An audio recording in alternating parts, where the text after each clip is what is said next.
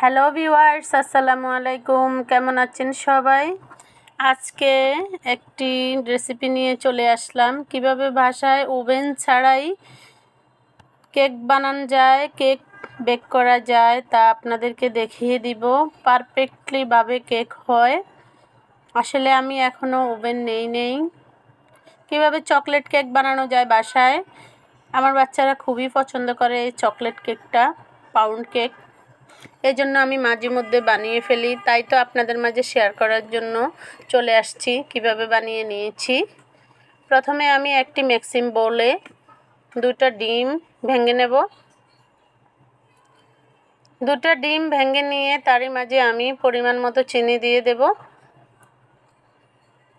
চিনি দিয়ে মেজারমেন্ট কাপে মেপে আমি তেল দিয়ে দিব, সাথে 1 চিমটি লবণও দিয়ে দেব। এবার ভ্যানিলা এসেন্স দিয়ে দিব যাতে ডিমের কোনো গন্ধ না থাকে। এবার আমি এক বিটার দিয়ে খুবই সুন্দরভাবে বিট করে নেব। ভালোভাবে বিট করতে হবে। বিট থেকে আসলে বিট ভালোভাবে করলে কেকটা খুবই ভালো হয়, স্পঞ্জ হয়। আসলে আমি কোথা থেকে শিখিনি, নিজেই এভাবে করে নিছি। আস্তে আস্তে ঠিক হয়ে গিয়েছে আমার এই কেক বানানো। ইনশাআল্লাহ সামনে আরও ভালো হবে। একটা ওভেন নিলে আরও ভালো হতো। এবার আমি শুকনো উপকরণগুলো সেলে নেব। তারই মাঝে আমি পরিমাণ মতো একটু ময়দা দিয়ে নিয়েছি। স্বাদ বাড়ানোর জন্য 2 টেবিল চামচ গুঁড়ো দুধ দিয়ে দিয়েছি, একটু বেকিং পাউডারও দিয়ে দিয়েছি, কোকো পাউডার দিয়ে দিয়েছি পরিমাণ মতো। দিয়ে এবার আমি সুন্দরভাবে ছেলে নেব। আসলে বাসায় এভাবে নাস্তা বানিয়ে খেলে রেস্টুরেন্ট থেকে আনা লাগে না বা বাইরে থেকে কোনো কিছুই আনিয়ে খাওয়া লাগে না। বাচ্চারা এভাবে খেতেই পছন্দ করে, আমার কাছে বায়না ধরে, তাই তো আমি বানিয়ে ফেলি। এবার আমি শুকনো উপকরণগুলো আস্তে আস্তে দিয়ে ডোটা বানিয়ে ফেলব। এই শুকনো উপকরণগুলো আস্তে আস্তে দিলেই ভালো হয়, ডোটা পারফেক্টলিভাবে হয়। আস্তে আস্তে নেড়ে ছেড়ে নেব। এবার সবগুলো দিয়ে আবারও ভালোভাবে নেড়ে ছেড়ে নেব। আসলে এই চকলেট কেকটা একটু বানাতে ঝামেলা পোহাতে হয়। চকলেট কেকটা একটু পছন্দ করে বাচ্চারা বেশি, তারপরেও বানাতে আমি আগ্রহী।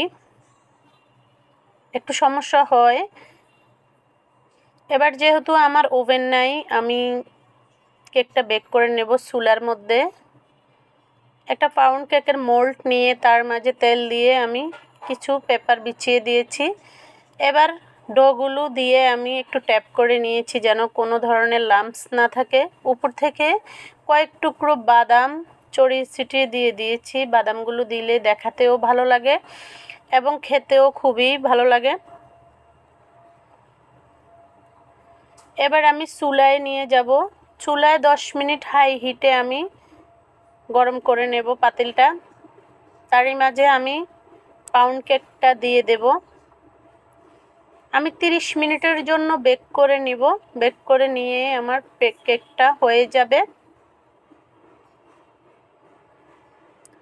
এবার একটি গ্লাসের ঢাকনা উপরে দিয়ে যে ছিদ্রটা আছে তাও আমি ঢেকে দিয়েছি। মাশাআল্লাহ আমার কেকটা খুবই সুন্দর হয়েছে। 30 মিনিট পর আমি একটি কাঠির সাহায্যে দেখে নেব আমার কেকটা বেক হয়েছে কিনা। যদি না হয়, এরকমভাবে হাতে আটা আসে, তাহলে বুঝবেন যে কেকটা হয়নি। আরও 5 মিনিট বেক করে নেওয়া প্রয়োজন। এবার আমি কেকটা সার্ভ করে দেখাবো কীরকম হয়েছে আমার কেকটা। মাশাআল্লাহ খুবই সুন্দর হয়েছে। আমি চতুর্পাশ থেকে একটু ছুরি দিয়ে কেটে নিয়েছি।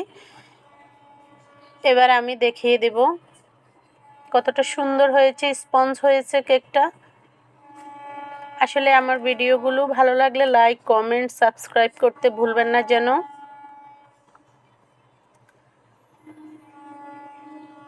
একটি ছুরির সাহায্যে আমি আমার পছন্দ অনুযায়ী কেটে নেব।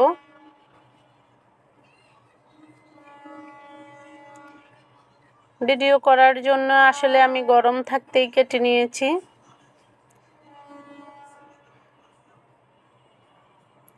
সবাই আমার পাশে থাকবেন সব সময়ের জন্য। যেসব আপুরা আমার পাশে আছেন সবাইকে অসংখ্য অসংখ্য ধন্যবাদ। কতটা সুন্দর হয়েছে কেকটা দেখতে পাচ্ছেন।